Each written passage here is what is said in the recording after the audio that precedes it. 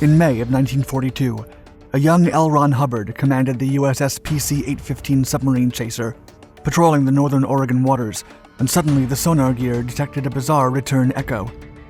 Japanese submarines had triggered alarms 3 months prior on the coast of California, and the U.S. Navy was already on high alert. For over 68 hours, PC-815, several other vessels, and air support vehicles engaged in a desperate hunt for intruders. Officer Hubbard would go on to drop dozens of depth charges and then dramatically claim that his crews sank an enemy submarine and damaged another one. The heroic story may have inspired an entire religion. Hubbard's tale would become a creed of an irrefutable doctrine of heroism and honor within his Church of Scientology. There was just one problem, however. The vanquished Japanese submarines may have never existed at all.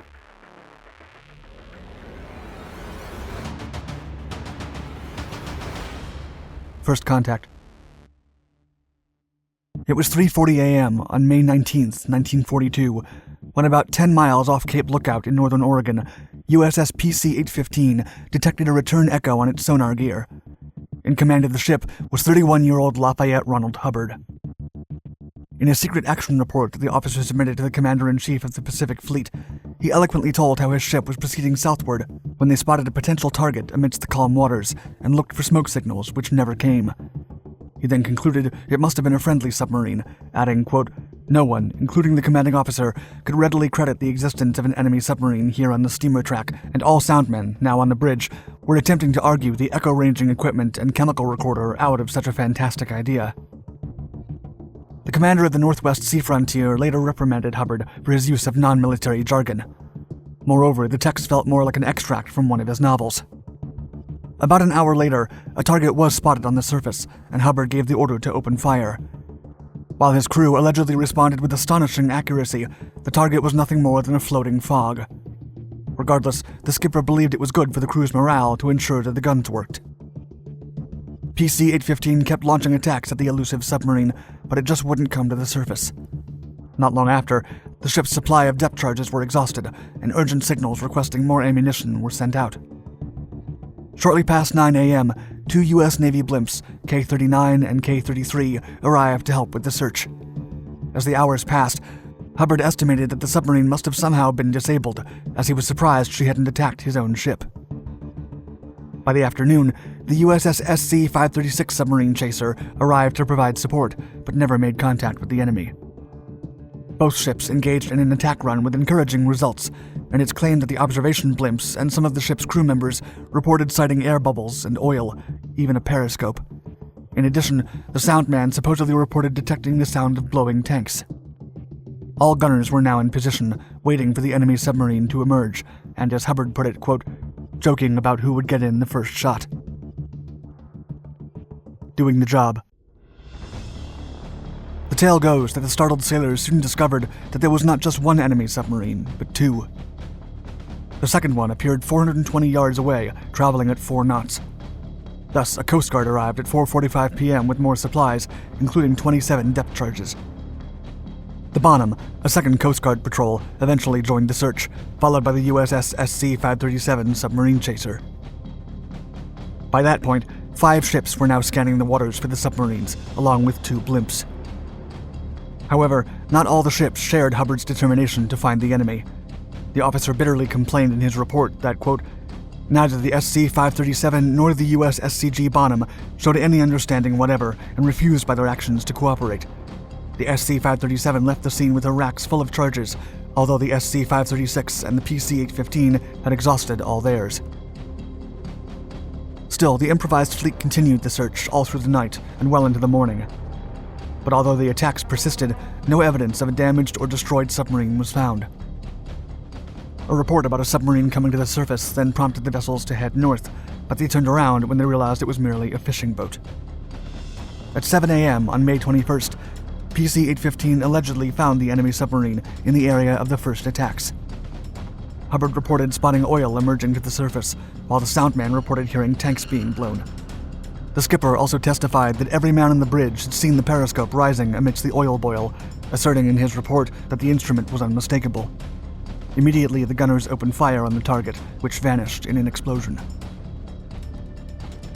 After the last attack run, PC-815 and SC-536 exhausted their ammunition, as they had dropped about 100 depth charges between the two. Interestingly, the sonar contact remained unaffected and static on the sea bottom, even with the heavy attacks. After 68 hours of action, PC-815 was ordered to return to the Astoria Naval Station, facing significant skepticism.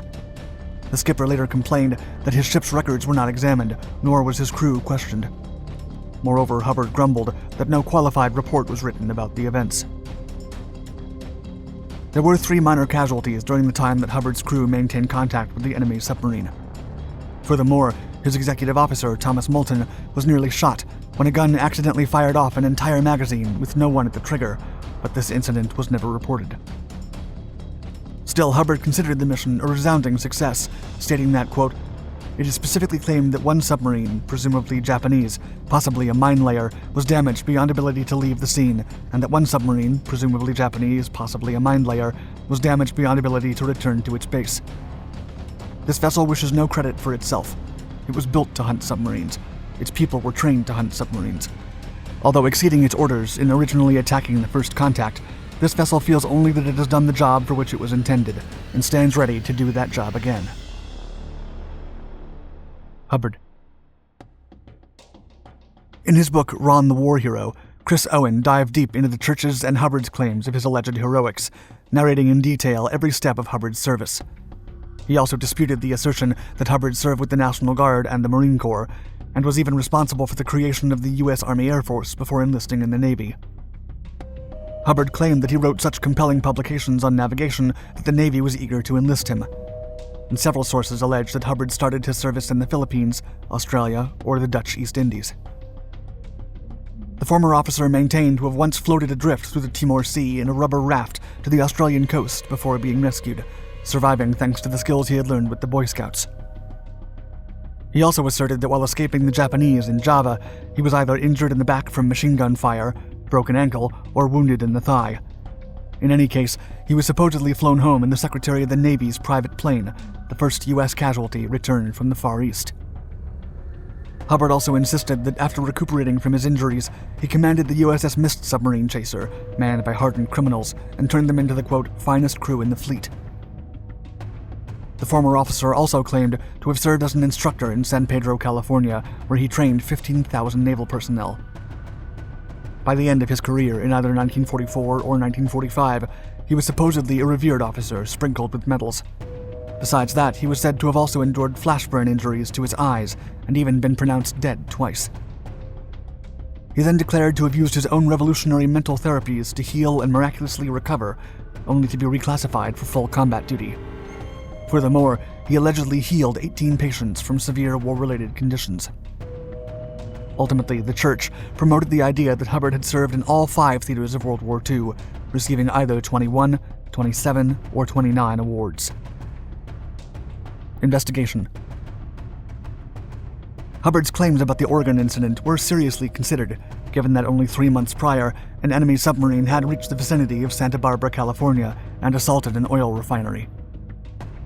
Vice Admiral Frank Jack Fletcher, commander of the Northwest Sea Frontier, investigated the matter, and taking into account the 100-page report Hubbard submitted, in addition to all other reports from the other ships, he concluded there was never a submarine in the area.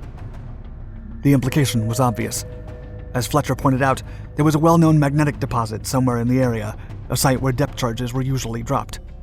PC-815 had chased and engaged a magnetic deposit for 2 entire days. The future founder of the Church of Scientology never accepted this conclusion. Moreover, his reputed military service became dogma for all his followers. Ultimately, several Navy documents describe Hubbard as not being temperamentally fitted for independent command and to be lacking in judgment, leadership, and cooperation qualities. A Superior Court judge presiding over a Church of Scientology lawsuit in 1984 even expressed that Hubbard was basically a pathological liar.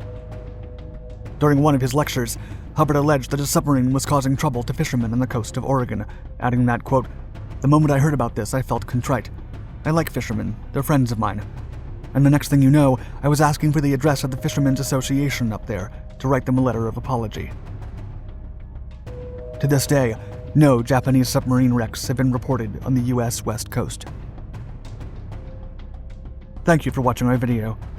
If you enjoyed it, please hit the like button and let us know your thoughts in the comments below. And for more historical content from the World Wars, subscribe to all our Dark Documentaries channels. Stay tuned.